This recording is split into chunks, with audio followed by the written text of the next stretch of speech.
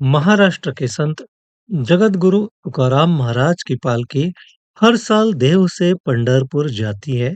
उसमें आलंदी से भी संत ज्ञानेश्वर महाराज की पालकी साथ साथ होती है। इसमें लाखों वारकरी भक्त चाहे धूप हो या बारिश हो अपनी पैदल यात्रा करते हैं। यह पैदल की यात्रा लगभग 1 मास तक चलती है। सभी ईश्वर की याद में तल्लीन दिखाई देते हैं। देहू के महान संत जगत गुरु तुकाराम महाराज जी के 10वें वंशज तथा देव संस्थान के अध्यक्ष हबप पुरुषोत्तम मोरे महाराज और देव संस्थान के विश्वस्त हबप मानिक मोरे महाराज ब्रह्मा कुमारी के मुख्यालय माउंट आबू में पधारे थे। उन्होंने दादी जी तथा संस्था के वरिष्ठ भाई बहनों के साथ मुलाकात की। शांतिवन पांडव भवन तथा ज्ञान सरोवर का भी उन्होंने अवलोकन किया। उन्हें मधुबन की ओर से दादी जी ने सम्मानित किया गया। साथ ही उन्होंने डायमंड हॉल में अपना अनुभव भी सुनाया तथा वरिष्ठ राजयोग शिक्षिका उषा दीदी के साथ ज्ञान चर्चा भी की। तो आइए हम उनका अनुभव और उषा दीदी के साथ की ज्ञान चर्चा आपको सुनाते हैं। उनका ही दर्शन हम पाकर हम धन्य हो गए। म्हणून तुकाराम महाराज कहते धन्य आज दिन झाले संतांचे दर्शन, झाली पापा तातोटी धन्य गेले उठती। जब संत का दर्शन होता है हर दिन दिलारी रहती है। और ये हमको इधर आने के बाद मिला।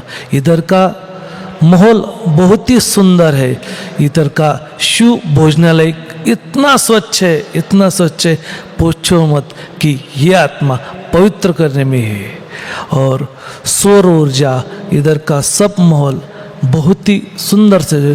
और इतना उम्र होने के बाद ऐसे खटके हुए रहती है और समाज को सुनाती है, ये सबसे बड़ी अच्छी बात है।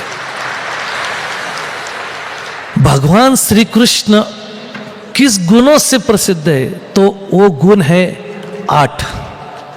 और ब्रह्म कुमारी में जो 8 फाउंडर आदमी है वही उसको सलाम है। और ये सब चलाती है, इससे बड़ा कुछ नहीं कि ये सब कुमारी का ये चलाती है, इससे बड़ा और कुछ नहीं।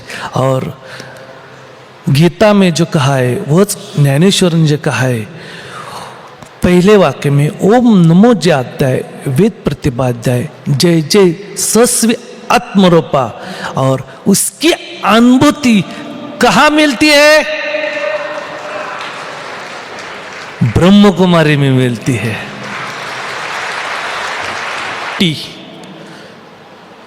दीप उजळला गटी, म्हणजे इस परम प्रकाश से उस आत्मा का दर्शन लेने के बाद कुछ और देखने की जरूरत नहीं। वो कहाँ मिलती है? ब्रह्म कुमारी में मिलती है। हम तो ये कहेंगे कि आप जो है यहाँ जो अनुभव किया, तो आप जहाँ रहते हो वहाँ नजदीक में जो सेंटर है वहाँ जाकर के अपना अनुभव जरूर सुनाइएगा। सुनाएंगे? हाँ।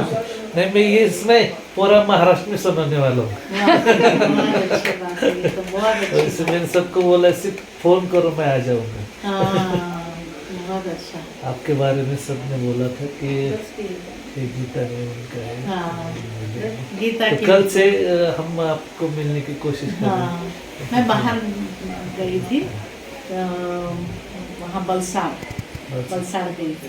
लेकिन मुझे यूट्यूब का उनका वो चैनल दो सब उनका श्रीमद् भगवत गीता के ऊपर एक्चुअली जो है मेरा जन्म हुआ विदेश में। हाँ, मैं पैदाइश वहाँ की है विदेश में। वहाँ से फिर यहाँ आए बाबा के घर में, और बाबा के घर में आए फिर यहाँ ही समर्पित हुआ।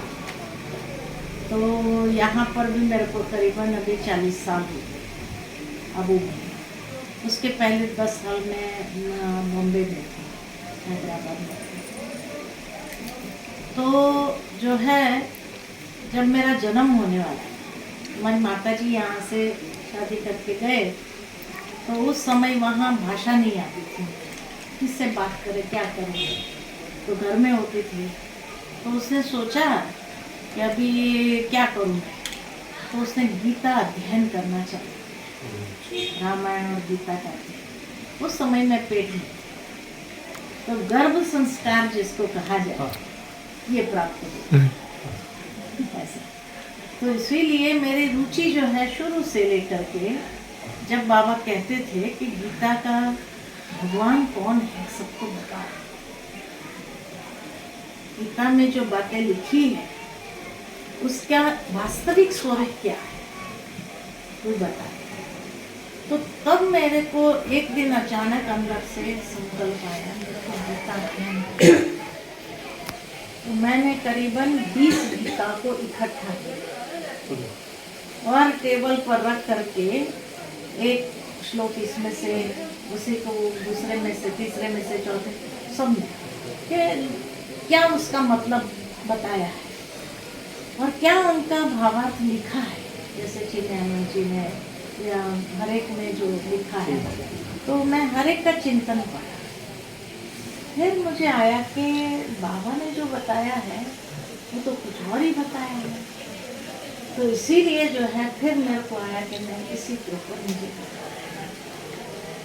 तो जैसे वो गर्भ संस्कार इतने समय अंदर संचित रहा और फिर आज से 2007 से मैंने शुरू किया, 3 साल मैंने अध्ययन किया।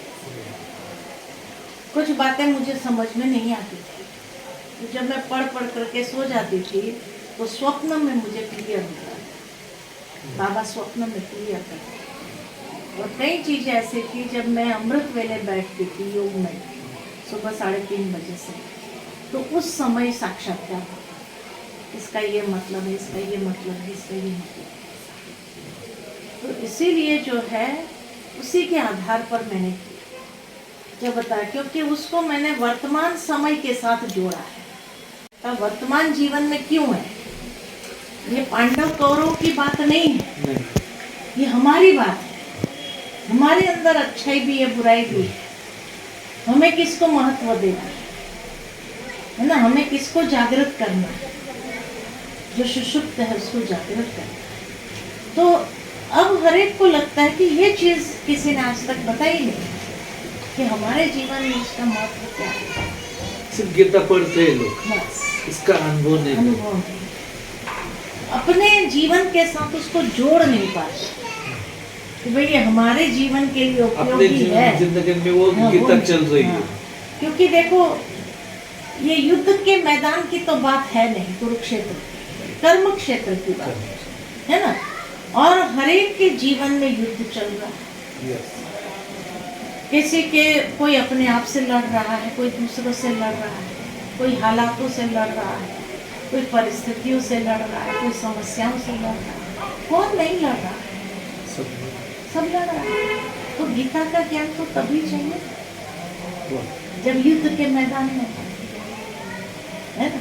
तो इसीलिए उसको तो आप YouTube पर देखेंगे ना, बीके उषा बस, तो उसमें जीवन का आधार गीता का सार, ये आप करेंगे तो बहुत सारे आ जाएंगे उसमें, अलग अलग जगह के भी किए हुए आ अभी जाएंगे। देखेंगे, लेकिन आपको मिलकर बहुत अच्छा लगा। हाँ, मैंने लाइव में मिलना खास एक हाँ, ये किताब लिखा है, बहुत सुंदर, ये हमने लिखा है, तो आपको खास भेंट कर, आप पढ़ना जरूर। ऐसे सीधा ओम शांति। ऐसे अलग अलग न्यूज या कोई विशेष अनुभव सुनने के लिए आप शिवतेज न्यूज को सब्सक्राइब करें और अन्य व्हाट्सएप ग्रुप में भी फॉरवर्ड करें। साथ ही आपको ये सुनकर कैसे लगा ये कमेंट्स बॉक्स में जरूर लिखें। अच्छा, ओम शांति।